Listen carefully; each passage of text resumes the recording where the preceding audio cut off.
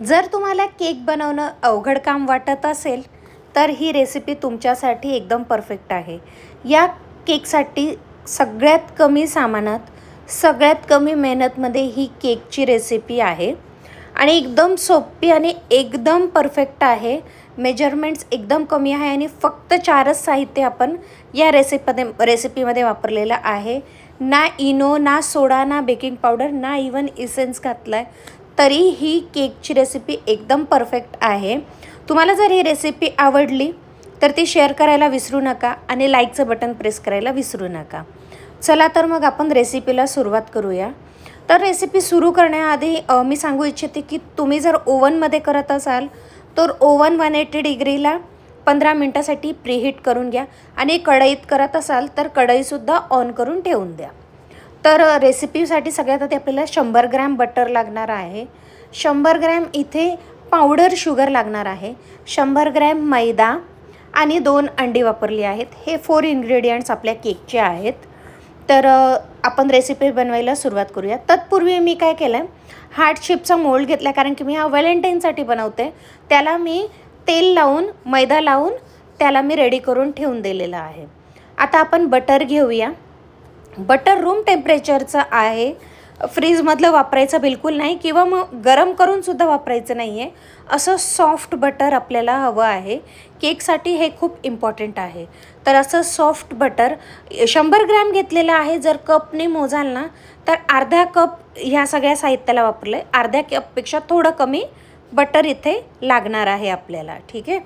आणि इथे powder sugar अर्धा कप एक्झॅक्ट आहे किंवा मेजरमेंटनुसार 100 कप इथे पावडर शुगर, आपली रेग्युलर पिठी साखर असते ना, साखर दळून घेतलेली ती साखर पावडर ही मी वापरलेली आहे या रेसिपीसाठी। तर आपल्याला बटरसुद्धा 100 ग्रॅम लागणार आहे, पावडर शुगर सुद्धा 100 ग्रॅम लागणार आहे, कपच्या मेजरमेंटनुसार अर्धा कप लागणार आहे। तर याला आपण आधी मिक्स करून घेऊया। आता माझ्याकडे इथे ज्याच्याने आपण क्रीम व्हिप करतो ना ते ब्लेंडर आहे, पर जर तुमच्याकडे नसेल तर तुम्हाला हातानेच हे फेटत राहायचं आहे। तर मी काय करणार आहे, ही शुगर जी असते ना पावडर ती उडते डायरेक्ट ब्लेंडरने जर आपण चालू केलं तर, म्हणून मी आधी बटर आणि शुगर हलक्या हाताने मिक्स करून घेतलं आहे आणि आता याला फेटायला मी सुरुवात करणार आहे। साधारण 5 मिनटं मला ब्लेंडरने लागतील याला ब्लेंड करायला। बघू शकतात साखर आणि बटर एकजीव झालेला आहे। पण जर तुमच्याकडे हे ब्लेंडर नसेल, इलेक्ट्रिक ब्लेंडर, तर तुम्ही हाताने याला कमीत कमी 10 मिनटं चांगलं फेटायचं आहे। याचा कलर आधी हलका पिवळा होता, आता पांढरा झाला, इतपत मी फेटला आहे। आता एक अंड फोडून घेतलेला आहे आणि त्यालासुद्धा आपण फक्त मिक्स करायचं आहे 2 मिनटं। तर बटर आणि शुगर छान मिक्स होईल इतपत आपल्याला अंड, जे बटर आणि शुगर आहे त्याचं पाणी पण सुटायला लागतं, एवढं मी अंड फेटून घेतलेलं आहे। आता आपण दुसरं अंड टाकून घेऊया। तत्पूर्वी मला वाटलं की अजून एक मिक्स करून घ्यावं, म्हणून मी अजून एक छान मिक्स करून घेतलेला आहे। तर याला जर तुम्ही हाताने विस्क करणार ना तर याला फक्त एका डायरेक्शनने सलग 2 मिनटं एक अंड फेटून घ्यायचं आहे। आता मी दुसरं अंड टाकणार आहे आणि जर तुम्ही मेजरमेंट याच्यापेक्षा डबल घेत असाल तरीसुद्धा अंड टाकताना एक एक करतच टाकायचं आहे, सगळे एका वेळी फोडून टाकायचे नाही। तर याच्यामुळे काय होतं ना, केकला फ्लफीनेस खूप छान येतो एक एक करत फेटलं तर। तर आता बघू शकतात अंड्याला असे बबल्स आलेले आहेत अंड्याच्या मिक्सचरमध्ये। तर इतपत मी फेटलं आहे, म्हणजे अंदाजे 3 ते 4 मिनटं मी हे अंड छान फेटून घेतलेलं आहे। आणि आता हे सगळं एकजीव छान झालेलं आहे। साईडला जे बटर लागतं ते सुद्धा आपण छान मिक्स करून घ्यायचं आहे।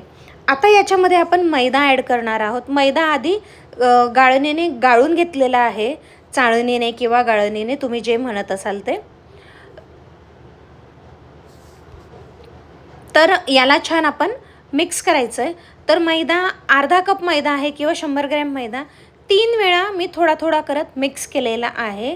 तर याला एकाच दिशेने हळूहळू आपल्याला मिक्स करायचं आहे आणि याच्यामध्ये कुठलंही मिल्क किंवा वरून पाण्याची गरज नसते। जे अंड आहेत त्याच्याच मॉइश्चरमध्ये हे परफेक्ट आपलं जे बॅटर आहे ते रेडी होतं। त्याच्यामुळे असं थोडा थोडा करत मैदा टाका, तुम्हाला अंदाज येत नसेल तर 1-1, 2-2 चमचे करत टाका। याच्याने काय होईल ना, तुमचा केक एकदम परफेक्ट बनेल आणि केकची चव तर परफेक्ट येणारच आहे, पण त्याला एक स्पॉन्जीनेससुद्धा खूप छान येईल. हाच केक बेस तुम्ही क्रीम केकलासुद्धा वापरू शकतात जर तुम्ही अंडं खात असाल तर. आणि जर अंडं खात नसाल तर त्याच्याऐवजी तुम्ही 4 चमचे दही वापरायचं आहे. तर आता हे बघा, आपलं बॅटर रेडी झालेलं आहे. याच्यात कुठलंच पाणी किंवा कुठलंच दूध मी वापरलेलं नाही आहे. आता मोल्ड मी आधीच ग्रीस करून ठेवलेलं होतं, त्याच्यामध्ये आपण याचं बॅटर टाकून घेऊयात. बॅटर छान मी आधी सेंटरला टाकलं आहे आणि नंतर अलगद ते पसरवून घेतलेलं आहे. तर आपल्याला वाटेल की हे बॅटर पसरत नाही. जेव्हा आपण मोल्डला टॅप करू, ठोकू, तर हे छान मेल्ट होऊन जाणार आहे. तर आता याला असं टॅप करून घ्यायचं आणि ते मी आता कढईमध्ये करते. माझं ओव्हन चालत नाही आहे आज, माहीत नाही काय प्रॉब्लेम झाला आहे. तर मी कढई ऑलरेडी प्रीहीट करायला ठेवली होती. जेव्हा केक बॅटर करायला घेतलं त्याच्यामध्ये खाली अशी चाळणी ठेवली आहे आणि आता त्याच्यामध्ये केकचं पॅन ठेवून द्यायचं आहे. याला मी झाकून दिलेलं आहे. मीडियम फ्लेमवर मी गॅस ठेवला आहे आणि 20 मिनटं केक बेक करून घेतलेला आहे. 20 ते 25 मिनटाशिवाय जास्त या केकला लागत नाही, तर तेवढाच हा बेक करून घ्यायचा आहे. बघू शकतात खूप छान हा स्पॉन्जी झालेला आहे. मी तुम्हाला कट करून दाखवते. आपण याच्यामध्ये सोडा, बेकिंग पावडर काहीच वापरलेलं नाही आहे, तरीसुद्धा खूप स्पॉन्जी हा केक झाला आहे आणि खूप सॉफ्ट झाला आहे. टेस्ट तर एकदम मार्केटसारखी आहे. खरंच तुम्ही केला ना, तुम्हाला सगळे म्हणतील की तू केलाच नाही आहे, हा तू बाहेरून आणला आहेस. इतका सुंदर हा चवीला होतो. तर बघू शकतात मी त्याला प्रेस करते तर ते पुन्हा बाउन्स बॅक होतो आहे, म्हणजे परत त्याच्या शेपमध्ये येतो आहे. म्हणजे किती हा स्पॉन्जी झालेला आहे केक. तर याला छान प्रेस करायचं आणि सोडायचं बघा.